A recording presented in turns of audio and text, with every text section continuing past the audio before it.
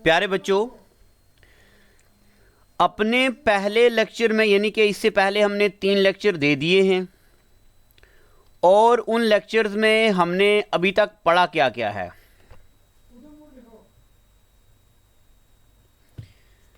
हमने मिरर पढ़ा है और मिरर के रिलेटेड कुछ टर्मिनोलॉजी पढ़ी है।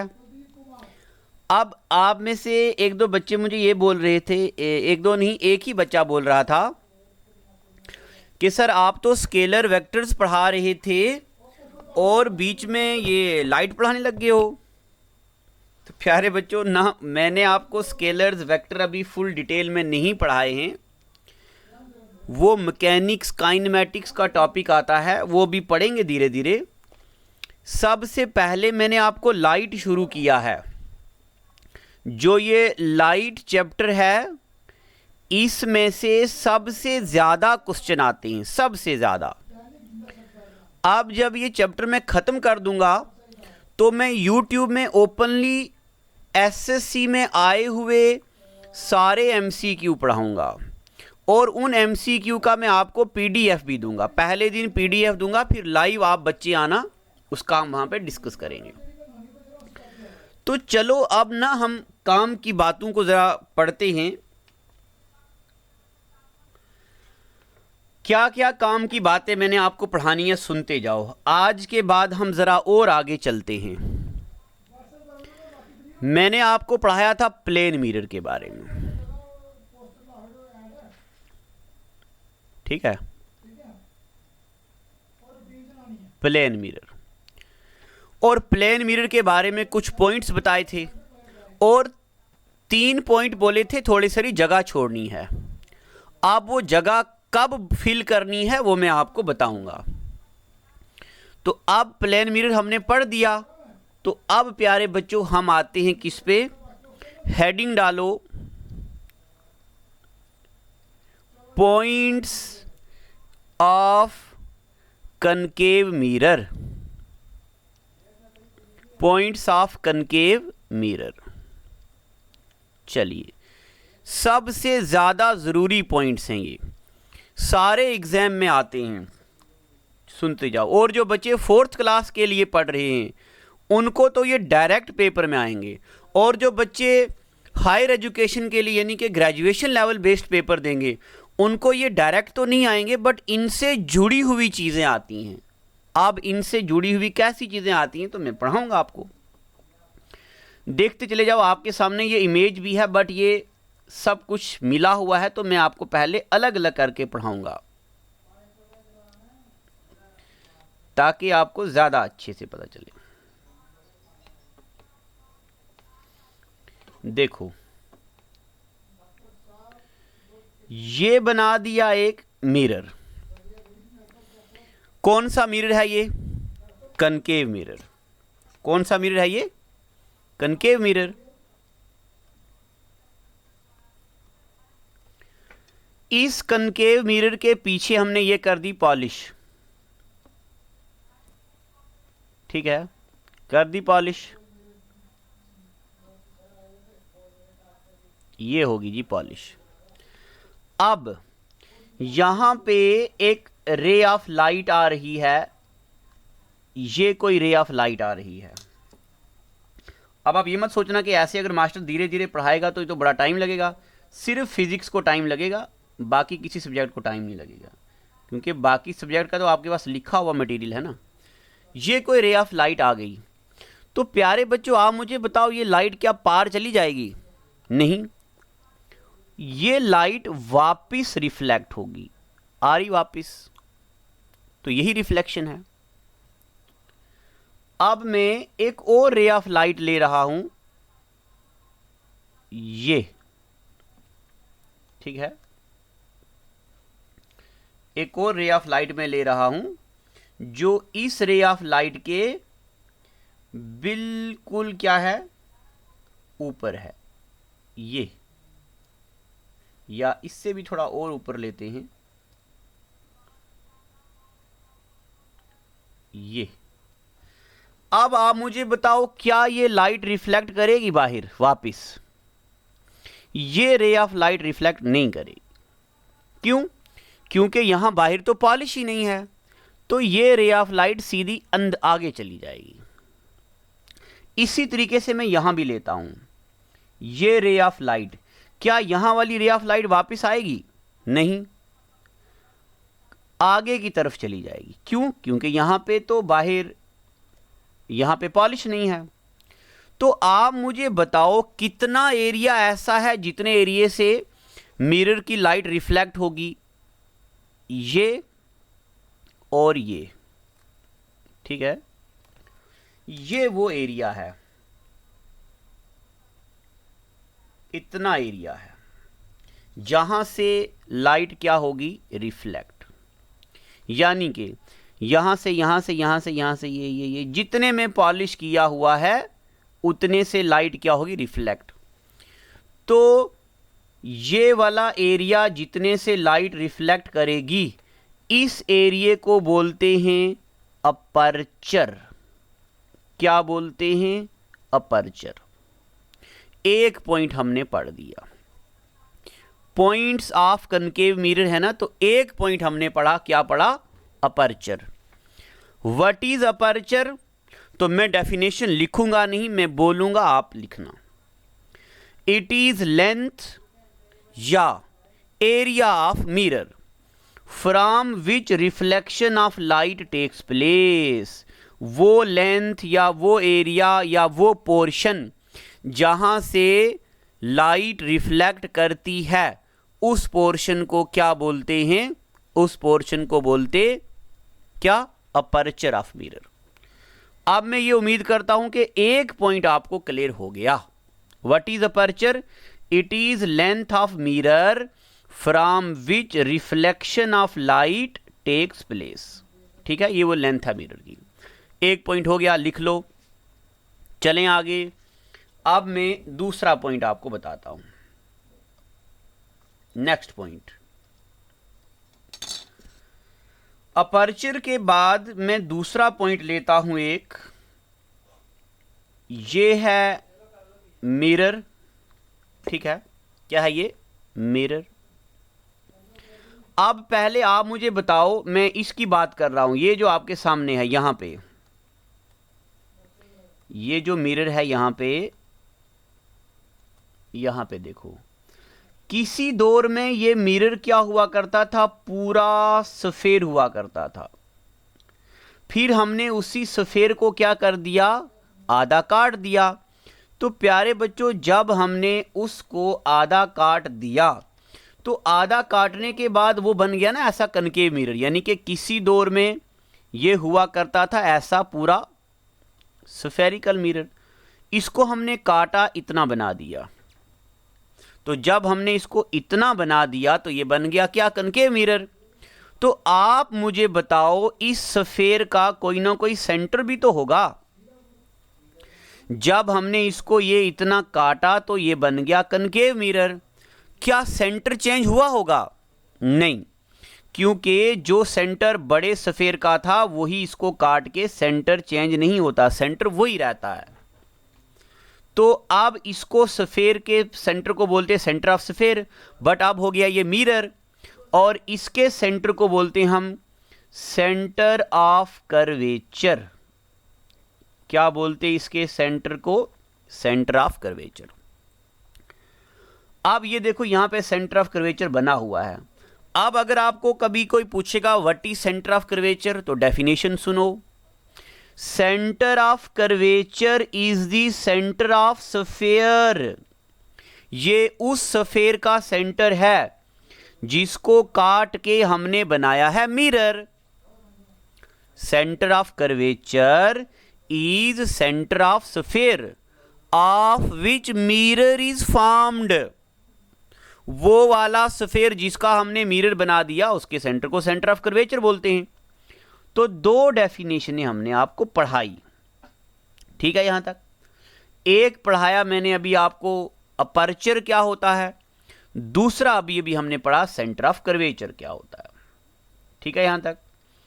अब पढ़ते तीसरी डेफिनेशन। फिर से देखो, ये बना दिया मिरर, मान लो यहां से लेके यहां तक ये जो मिरर की लंबाई है, या इसको तो छोड़ दो, ये जो लंबाई है जो मैं ये बना रहा हूं, इसको सरकमफ्रेंस भी बोलते हैं, 10 मीटर है या कुछ भी है। ये जो है ना, ये इसका मिड पॉइंट है। क्या है ये? इसका मिड पॉइंट। मगर इसको फिजिक्स में मिड पॉइंट नहीं बोलते, इसको फिजिक्स में बोलते हैं पोल। क्या बोलते? Pole. What is pole? It is mid point of mirror, चाहे कनकेव हो चाहे कन्वेक्स हो, it is mid point of mirror. ये देखो यहां पे ये P लिखा हुआ है, ये देखिए यहां पे P लिखा हुआ है, ठीक है। What is pole? It is mid point of mirror. अब आपके जहन में ये बात भी आ रही होगी, इसको सेंटर ऑफ मिरर भी तो बोल सकते हैं। सेंटर ऑफ मिरर हरगिज नहीं बोल सकते। चलो अब आपके लिए एक होमवर्क भी आ गया। जब कभी लाइव क्लास होगी तो आप मुझे बताना किसी भी फिगर के सेंटर को क्या बोलते हैं। What is centre? क्या रेक्टेंगल का सेंटर होता है? क्या स्क्वायर का सेंटर होता है? क्या ट्राइंगल का सेंटर होता है? क्या सर्कल का सेंटर होता है? अगर होता है तो क्या होता है सेंटर? डेफिनेशन मुझे बताएंगे आप। चलो ये यहां से भी शौक पैदा होता है बच्चों को। तो मिड पॉइंट का मतलब होता है, सॉरी, पोल का मतलब होता है mid point of a mirror. 3 definition होगी। चलते हैं अगली डेफिनेशन पर, अगला पॉइंट, ठीक है। ये आ गया कोई मिरर, ठीक है। अभी अभी हमने पढ़ा सेंटर ऑफ कर्वेचर, और यहां पे जो पॉइंट है उसको पढ़ा हमने पोल। अब मैं ये उम्मीद रखता हूं कि हमें पता चल गया है अपर्चर क्या होता है, पोल क्या होता है, सेंटर ऑफ कर्वेचर क्या होता है। अब प्यारे बच्चों, अगर हम क्या करें, इस पोल को, इसको यानी कि सेंटर ऑफ कर्वेचर को पोल के साथ जोड़ें और इसको आगे तक एक्सटेंड करें, ऐसी लाइन जो पोल को और सेंटर ऑफ कर्वेचर को कनेक्ट करे, इस लाइन को बोलते प्रिंसिपल एक्सिस। क्या बोलते? Principal axis. ठीक है यहां तक? तो प्रिंसिपल एक्सिस, वीडियो रोको और डेफिनेशन लिखो। The line which passes through pole and centre of curvature is known as principal axis. अगर आप मुझे बोलेंगे तो मैं ग्रुप में आपको इन किताब से इसका फोटो भी डाल दिया करूंगा, बट फोटो ही डालना होता तो मैं आपको PDF दे देता ना निकाल के। बट साइंस मैं चाहता हूं कि आप लिखो, बाकी सारा लिखा दिया है। हाँ, जो अकाउंट असिस्टेंट के जिन्होंने नोट्स लिए तो उनके पास तो ये लिखा हुआ दे दिया हमने, ले लो एक ही बार, क्योंकि उनको पढ़ाना नहीं है हमने। तो पोल और सेंटर ऑफ कर्वेचर पता चल गया। इसके बीच जो लाइन जोड़ती है उसको बोलते हैं प्रिंसिपल एक्सिस। अब आगे और ज्ञान की बातें करते हैं। ये कुछ पॉइंट हमने पढ़ दी, प्रिंसिपल एक्सिस भी पता चल गया आपको। अब मैं आपको पढ़ाने जा रहा हूं सबसे मुश्किल डेफिनेशन, फोकस की। किसकी डेफिनेशन? फोकस। तो फोकस की डेफिनेशन पढ़ाने से पहले आप, या फोकस भूल जाओ, मैं गलती होगी मुझसे, हम क्षमा चाहते, कुछ भी नहीं फोकस होता, ये ऐसे कुछ लिख दिया था गलती से, भूल जाओ उसको। देखो ये कोई मिरर है, ये प्रिंसिपल एक्सिस है, ये कोई रे ऑफ लाइट, ये भी कोई रे ऑफ लाइट, ये भी कोई रे ऑफ लाइट, ये भी कोई ray of light. 4 rays of light पड़ रही हैं, जितनी मर्जी हो, बट मैंने 4 ली हैं। अब आप मुझे बताओ, क्या ये rays of light principal axis के पैरेलल हैं कि नहीं? हाँ, पैरेलल हैं। तो जब ये मिरर पर पड़ेंगी तो ये क्या होंगी? रिफ्लेक्ट। कैसे? ऐसे ऐसे ऐसे ऐसे। और ये सारी रेज एक जगह पे मिल रही हैं। सारी रेज एक जगह पे क्या हो रही हैं, मिल रही हैं। कहां पे, प्रिंसिपल एक्सिस पे। और जिस पॉइंट पे ये मिल रही हैं इस पॉइंट को बोलते प्रिंसिपल, आई एम सॉरी, इस पॉइंट को बोलते फोकस। क्या बोलते, फोकस बोलते। ठीक है। अब यही चीज जो मैंने आपके सामने इमेज लगाई है इस पे भी मैं आपको बताना चाहता हूं। देखिए ये देखो, एक रे ऑफ लाइट आ रही है, पड़ रही मिरर पे। दूसरी रे ऑफ लाइट आई, पड़ रही मिरर पे। तीसरी रे ऑफ लाइट आ रही, पड़ रही मिरर पे। चौथी रे ऑफ लाइट आई, पड़ रही मिरर पे। और प्यारे बच्चों, जब ये रेज ऑफ लाइट पड़ रही हैं मिरर पे तो ये देखो, ये भी रिफ्लेक्ट हो रही है, ये भी रिफ्लेक्ट हो रही, ये भी, ये भी, ये भी। ये कहाँ मिल रही हैं, इस पॉइंट पे। तो जिस पॉइंट पे ये मिल रही हैं उस पॉइंट को बोलते फोकस। क्या बोलते, focus.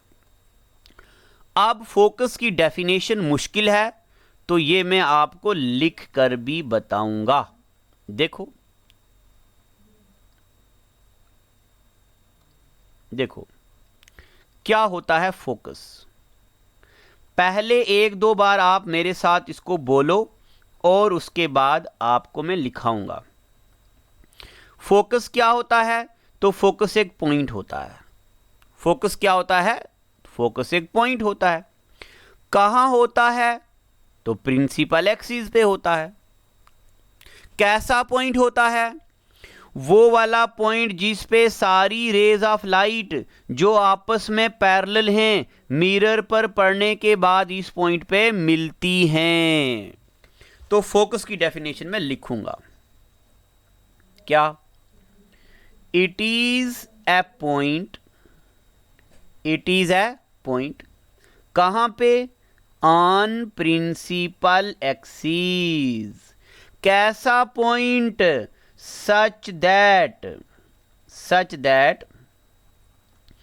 all the rays of light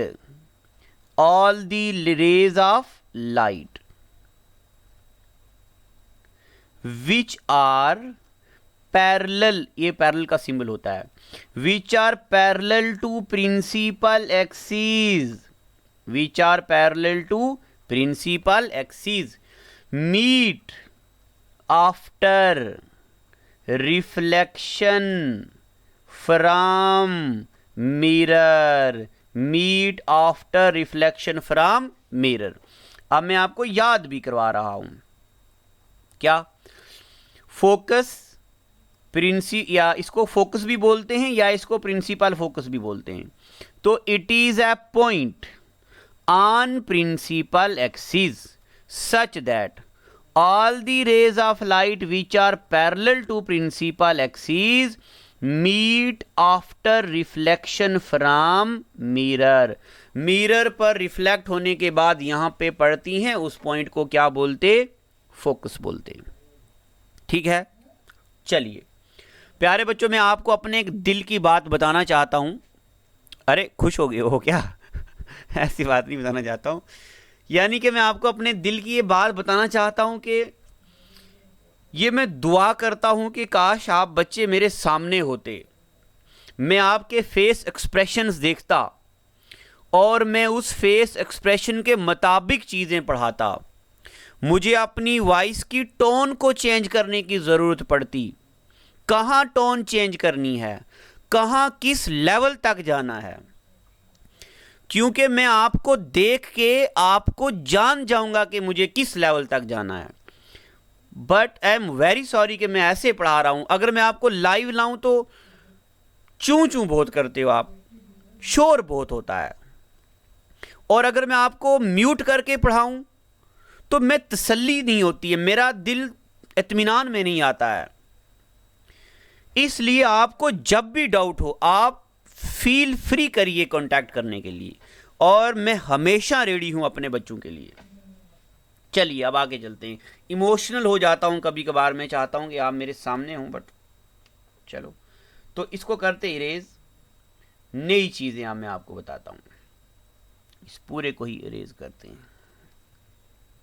चलो तो अब मैंने अभी भी आपको बताया है फोकस क्या होता है, ठीक है। अब एक नई चीज़ भी बताने वाला हूं। देखो, ये है मिरर, ये है प्रिंसिपल एक्सिस, ये मैंने आपको बताया पोल, और ये बताया फोकस, ठीक है ना, पोल और फोकस। तो प्यारे बच्चों,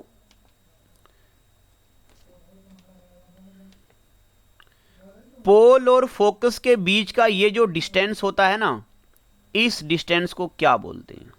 क्या बोलते?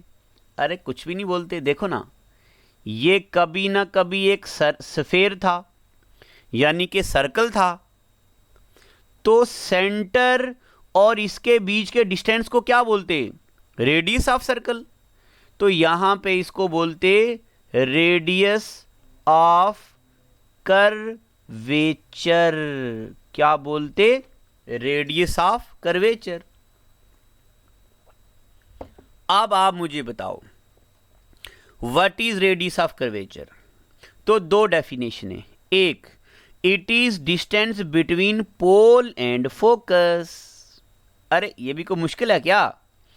It is distance between pole and focus, एक डेफिनेशन ये। दूसरी, radius of curvature is the radius of sphere of which mirror is formed. Radius of curvature उस स्फीयर का रेडियस है जिसको तोड़ के मिरर बना है। अगर सर्कल नहीं चेंज हो सकता, सर्कल का सेंटर, तो रेडियस भी नहीं चेंज हो सकता। ठीक है, दोनों डेफिनेशन मैंने आपको बता दी। एक क्या, अब मैं लिखूं, अब लिख लो ना यार थोड़ा बहुत। रेडियस ऑफ कर्वेचर क्या होता है, मैं बोल रहा हूं, it is distance between pole and focus. लिखो, वीडियो रोक के लिखो, it is distance between pole and focus. दूसरा, it is radius of sphere of which mirror is formed. हो गया दो। चलिए, अब रेडियस ऑफ कर्वेचर के बाद एक और पॉइंट मैं आपको बताता हूं। फोकस मैंने अभी यह बताया ना आपको, तो चलो आ गया पॉइंट। देखिए यहां पे ये है मिरर, ये प्रिंसिपल एक्सिस, ये हो गया पोल, ये हो गया फोकस, और ये हो गया सेंटर ऑफ कर्वेचर। ठीक है, अब आपको एक बात हमेशा याद रखनी है, हमेशा आपने 10th क्लास में भी पढ़ी है, मैं रिकॉल भी करवा रहा हूं। ये जो फोकस होता है ना, ये पोल और सेंटर ऑफ कर्वेचर के बीच होता है हमेशा।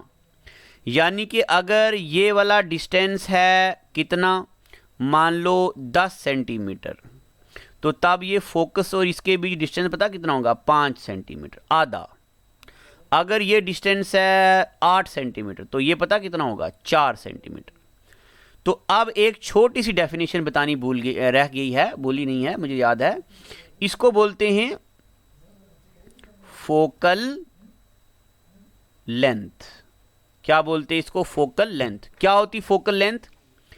It is distance between pole and focus. बस, it is distance between pole and focus.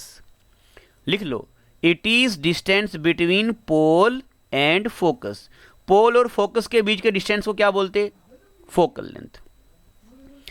अब आते हैं ना काम की बातों पे, जो डायरेक्ट पेपर में आती हैं। नोट, जो बच्चा 4th क्लास के लिए तैयारी कर रहा, वो तो पल्ले बांध लो इस चीज को, 1 नंबर अपनी जेब में डाल दो। रेलवे के लिए जो बच्चा तैयारी कर रहा है, SSC रेलवे, वो बच्चा भी इस चीज को नोट कर दो।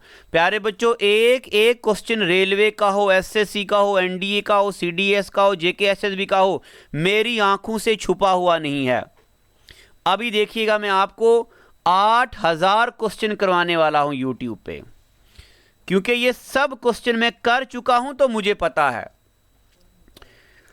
तो प्यारे बच्चों, क्या क्वेश्चन आता है? देखो, पहले तो मैं आपको बता दूं, इस डिस्टेंस को बोलते हैं रेडियस ऑफ कर्वेचर।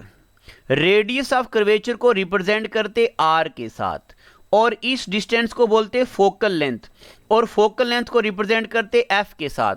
अभी मैंने बताया radius of curvature focal length का बड़ा होता, डबल होता, यानी कि जो रेडियस ऑफ कर्वेचर होता है वो फोकल लेंथ का डबल होता। बस ये बात याद रखना। और अभी मैं यहां से न्यूमेरिकल बताऊंगा आपको। Radius of curvature focal length का क्या होता है? डबल। तो देखो ना, अगर ये 10 सेंटीमीटर है तो ये कितना होगा? 5। अगर ये 8 है तो ये कितना होगा? 4। अगर ये 6 है तो ये कितना होगा? 3। 10th क्लास में आपने ये पढ़ा भी हुआ है। तो एक पॉइंट ये, दूसरा पॉइंट, रेडियस ऑफ कर्वेचर को आधा कर दो तब फोकल लेंथ बनता है। बस इसमें कुछ गलत नहीं है, सिर्फ इसको यहां मल्टीप्लाई में तो यहां डिवाइड हो गया, ये दोनों एक ही चीजें हैं, बट सिर्फ मैं अलग अलग बता रहा हूं। अब मैं सीधा आऊंगा एसएससी रेलवे का क्वेश्चन। देखिए क्वेश्चन का लेवल देखो, अरे क्या क्वेश्चन है। If radius of curvature is 32 centimetre, find focal length. बताओ जल्दी। हाँ, क्या?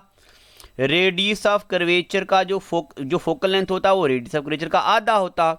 अगर रेडियस ऑफ कर्वेचर 32 तो फोकल लेंथ कितना? 16। बस 16 दूने 32। ठीक है ना, एक नंबर आ गया आपको। बस 4th क्लास में ऐसा आएगा। अब आप पूछोगे नहीं सर हमारा एसएससी का पेपर है तो हमारा भी ऐसा आएगा। अरे नहीं, एसएससी बड़ी डिफिकल्ट चीजें पूछता। अभी बताने वाला हूं क्या क्या, सुनते जाओ। अगर जेके एसएसबी पूछ सकता है, किसी को याद है ना, जेके एसएसबी का टीचर 2018 का पेपर हुआ था, सिलेबस में उन्होंने डाल दिया हिस्ट्री ऑफ अर्थ, और जम्मू में सारे लोग पढ़ा रहे क्या? क्रस्टमेंटल कोर। वाह वाह वाह, क्या बात है। पढ़ाने वालों का तजुर्बा देखो, और एग्जामिनर का लेवल देखो। एग्जामिनर ने पूछा प्री कैम्ब्रियन इरा की एज कितनी होती है।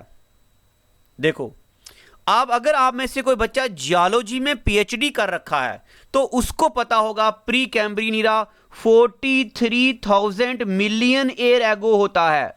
देखो सवाल, एग्जामिनर का लेवल देखो। और टीचर क्या पढ़ा रहे? क्रस्टमेंटल कोर पढ़ा रहे। वाह वाह वाह, बढ़िया, अति सुंदर। तो प्यारे बच्चों, डिटेल में नहीं, एग्जाम के पॉइंट ऑफ व्यू से वो टीचर पढ़ाता है जो प्रीवियस ईयर क्वेश्चन देखता है, उसको पता होगा ना मुझे क्या पढ़ाना है। तो ये वाली चीजें पेपर में पूछी हैं जो मैंने आपको बताई। अब चलो थोड़ा सा वर्कआउट करते हैं, जल्दी जल्दी मुझे बताओ। फोकल लेंथ है 8 सेंटीमीटर, रेडियस ऑफ कर्वेचर क्या होगा? जल्दी बताओ। रेडियस ऑफ कर्वेचर देखो ना, फोकल लेंथ का डबल, तो 8 दूने 16। बस इतना हो गया। चलो अब मैं आपको बताता हूं अभी तक हमने क्या क्या पढ़ा, क्या क्या पॉइंट पढ़े, मैं रिकॉल करता हूं। सबसे पहले हमने पढ़ा, सबसे पहले क्या पढ़ा था? अपर्चर पढ़ा था। अपर्चर क्या होता है? तो चलो, अगर आपको समझ आ गया टिक करो, अगर नहीं तो क्रॉस करो, लाइव क्लास में पूछना। दूसरे नंबर पे हमने प्रिंसिपल एक्सिस पढ़ा, अगर समझ आ गया तो टिक करो, अगर नहीं तो क्रॉस करो। उसके बाद मैंने आपको पढ़ाया फोकल लेंथ, अगर समझ आ गया टिक करो, अगर नहीं क्रॉस करो। अब मैंने आपको पढ़ाया फोकस क्या होता है, समझ आ गया टिक, नहीं तो क्रॉस करो। और मैंने आपको पढ़ाया पोल क्या होता है, समझ आ गया तो ठीक, नहीं आया तो क्रॉस करो। और मैंने आपको पढ़ाया प्रिंसिपल एक्सिस, हो गया? अच्छा नहीं हुआ, प्रिंसिपल एक्सिस, समझ आ गया तो ठीक, नहीं आया तो क्रॉस करो।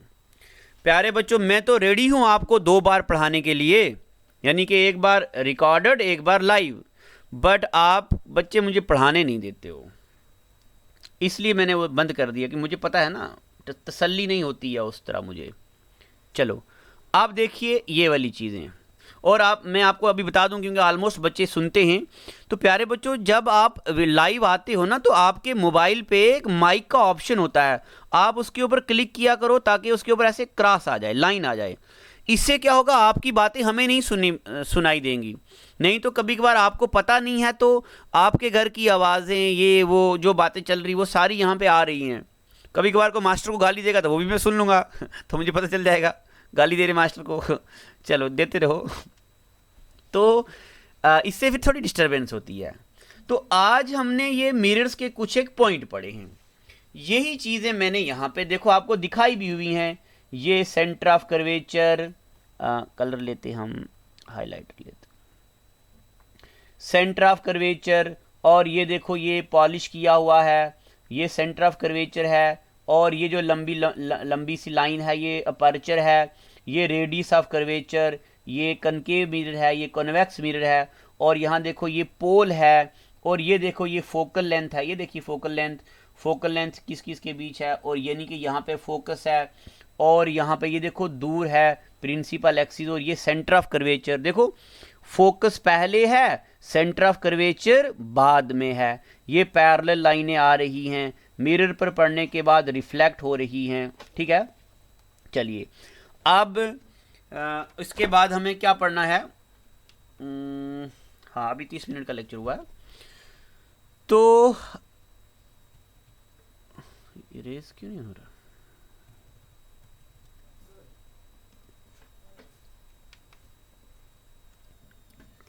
तो अब हम आगे पढ़ते हैं, इसके आगे क्या है। अब देखिए